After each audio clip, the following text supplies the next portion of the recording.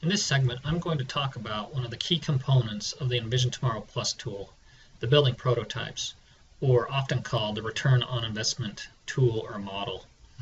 The prototype builder or building prototype is an easy-to-use tool that helps users to test the physical and financial feasibility of the proposed development by using a range of factors.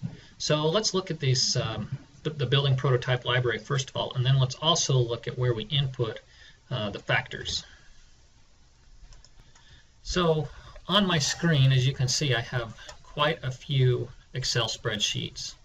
And what we have tried to do is come up with a building to represent each type of building that a developer could build.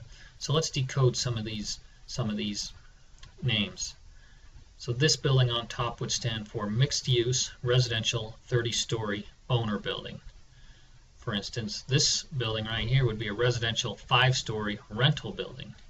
We also have building development prototypes for cottage homes, townhomes, large lot single family, all the way down to heavy industrial.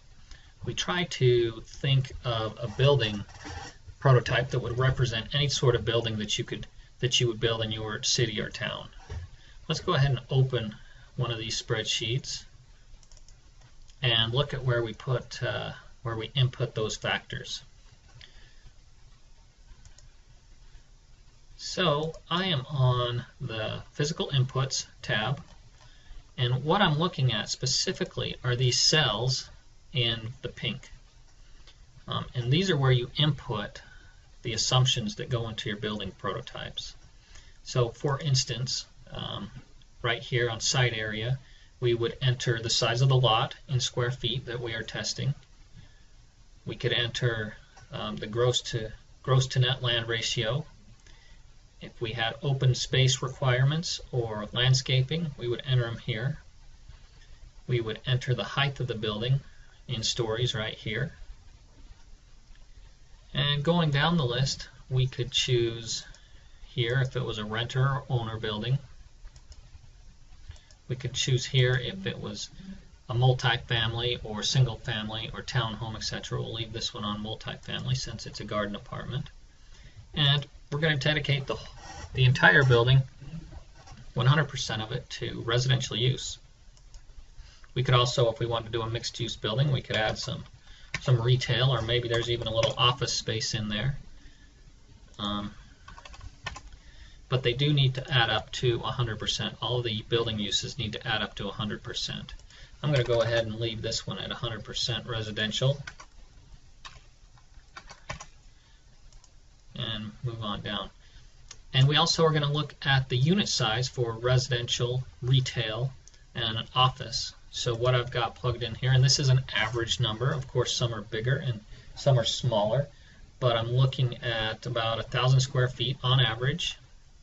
I'm looking at about 1,200 square feet per employee for retail. But you can change all these assumptions, and that's what you need to do. You need to fine-tune these buildings so that they reflect what's in your community. To fine-tune them, what I've done in the past is had interviews with developers. We also look at parking requirements. So this is parking spaces per dwelling unit or 1,000 square foot of commercial. So you can see that I've got a one parking space plugged in per dwelling unit. That might be a little high, it might be a little low, but you can surely change that to meet your community's needs. I'm also looking at parking type. I would enter 1 here if it was just a regular surface parking lot. If it was internal parking, sandwich type parking, or tuck under, I could add the number of levels right there. If it was underground parking, we could also add the number of levels right here. We also have the option to look at our parking layout. I've chosen urban perpendicular for this one, and you can see there are some graphics that represent the styles, the parking layout styles down below. So those are the key assumptions that you would need to add for the physical inputs. Now I'm going to look at one more tab called the Basic Financial tab. And what I would go in, again, I'm looking at the pink cells, and I would add right here my construction cost per square foot. Now this is for core shell and improvements. This does not include land. So I'm going to plug in $90 here for construction costs. Now if I had retail or office or industrial, I could plug those in these cells. My site cost or my land, I plugged in right here at $100,000. And I'm also looking at rent per square foot. In residential, I've plugged in $1 per square foot. We could also plug in retail, office, industrial, so forth in our rents per square foot right here.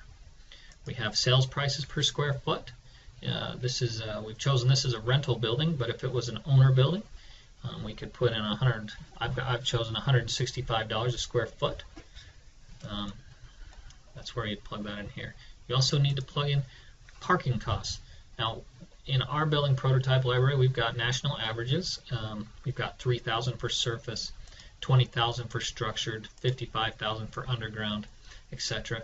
But you can absolutely fine-tune these to what you're finding in your community.